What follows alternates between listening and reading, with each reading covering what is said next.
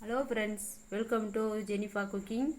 நம்ம வந்து இன்றைக்கி ஒரு முட்டை தொக்கு எப்படி முட்டை கூட்டு எப்படி பண்ணுறதுன்னு சொல்லி பார்க்கலாம். இப்போ வந்து நான் தேவையான அளவுக்கு ஒரு 3 ஸ்பூன் போல் எண்ணெய் வந்து சூடாக வச்சுருக்கேன். இதில் வந்து கடுகு உளுந்தம் பருப்பு சேர்த்துடலாம்.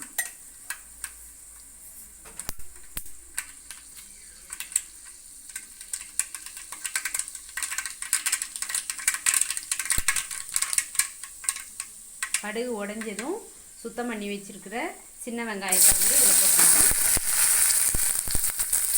சின்ன வெங்காயத்தை வந்து இந்த மாதிரி நேர் பீஸாக கட் பண்ணி எடுத்து வச்சுருக்கேன். வெங்காயம் மட்டும் கொஞ்சம் ஜாஸ்தியாக சேர்த்துக்கோங்க.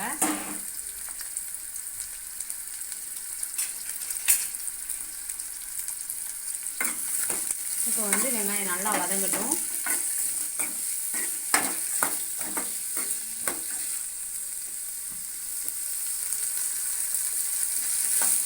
தீ மட்டும் மீடியம் ஃப்ளேமில் வச்சுக்கோங்க. நீங்கள் கூட்டி வச்சிங்கன்னா வெங்காயம் வந்து கரிஞ்சு போயிடும். இது வந்து பழைய கஞ்சிக்கு நல்லாயிருக்கும். இந்த தொக்கு பழைய சாதத்துக்கும் நல்லாயிருக்கும், சூடாக சாப்பிட்றதுக்கும் நல்லாயிருக்கும்.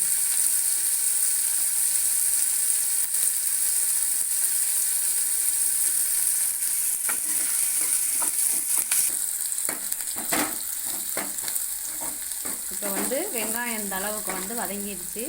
இந்த கண்ணாடி பதத்துக்கு வந்ததுக்கப்புறமா கட் பண்ணி வச்சுருக்கிறதான 2 தக்காளியை வந்து இது கூட சேர்த்துட்றேன். தக்காளி வந்து முடிஞ்ச அளவுக்கு கொஞ்சம் சின்ன சைஸாகவே கட் பண்ணிக்கோங்க.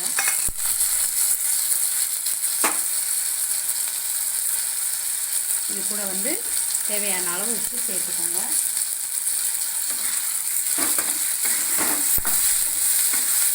இப்போ வந்து தக்காளி நல்லா வதங்கி நல்ல பேஸ்ட் பதவுக்கு வந்துடட்டும்.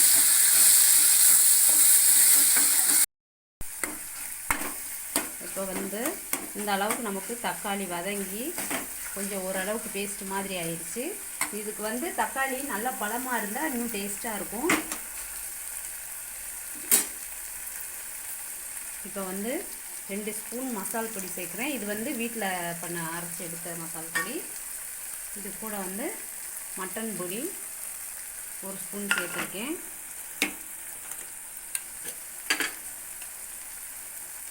மஞ்சள் தூள் சேர்த்துக்கலாம்.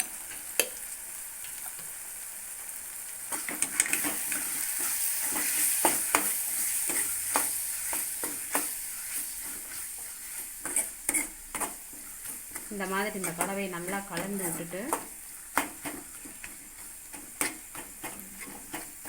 இந்த மசாலா வந்து நல்லா இந்த தக்காளி வெங்காயத்தோடு நல்லா இறங்கிடணும்.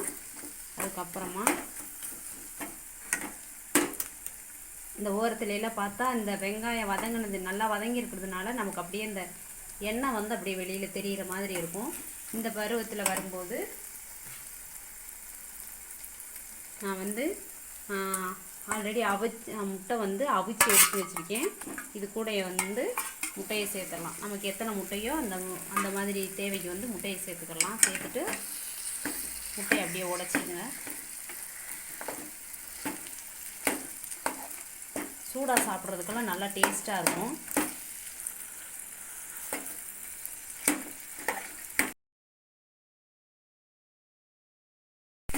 ஃபுல்லாகவே அப்படியே நல்லா உடச்சி விட்ருங்க. இந்த முட்டையும் இந்த கலவையும் அப்படியே நல்லா கலந்துற அளவுக்கு இந்த முட்டையை வந்து அப்படியே நல்லா சின்ன சின்ன பீஸாக வர்ற அளவுக்கு போட்டுருங்க. ஃபஸ்ட்டுலேயே நம்ம வந்து கையிலே பிசைஞ்சு எடுக்கக்கூடாது. இந்த மாதிரி இந்த கலவையில் சேர்த்துட்டு தான் இதை வந்து போடணும்.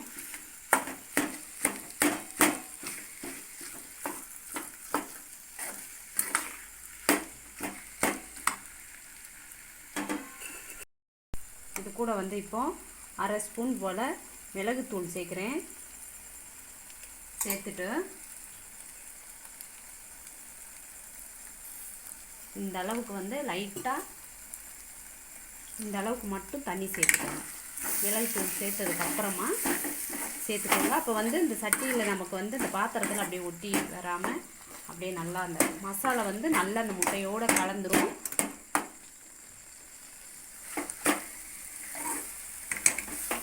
இந்த மட்டன் பொடி சேர்க்குறதுனால இன்னும் டேஸ்ட்டாக இருக்கும், டேஸ்ட் அதிகமாக இருக்கும். இந்த மாதிரி கிண்டிட்டு அப்படியே வந்து இறக்கிடலாம். இப்போ வந்து இதை இறக்கிட்டு சுடு சாதத்துக்கு சூப்பராக இருக்கும், பழைய சாதத்துக்குமே நல்லாயிருக்கும். ரசம் வச்சு இந்த மாதிரி முட்டை கூட்டு வச்சாலும் நல்லா சூப்பராக இருக்கும். பசங்களாம் நல்லா விரும்பி சாப்பிடுவாங்க. ஒரு வட்டம் ட்ரை பண்ணி பாருங்கள்.